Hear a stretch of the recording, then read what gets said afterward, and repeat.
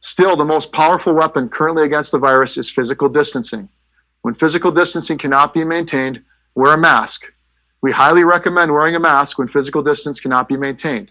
At this time, we at the City of Grand Forks are not going to mandate mask wearing.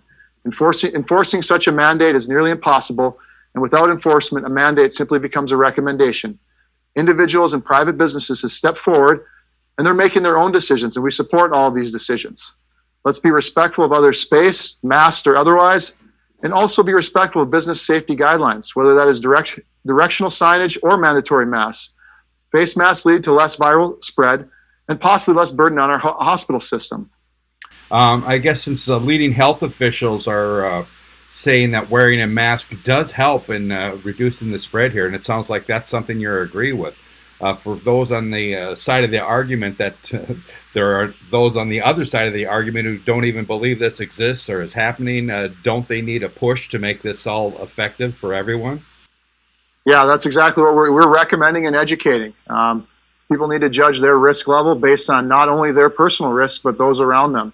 So I believe that it's government's responsibility at this point to educate and to recommend.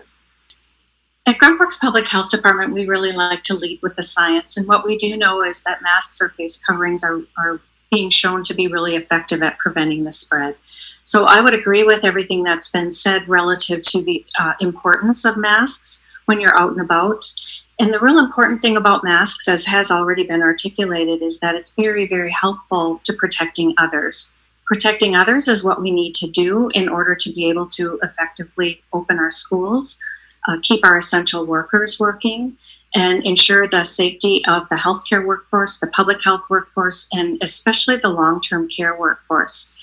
And those individuals the latter group, are really able to protect themselves in their workplace, but it's a little bit harder for them to protect themselves when they're out and about in the public if others are not masked. So yes, we absolutely recommend it. The decision on mandatory masks is a policymaker decision.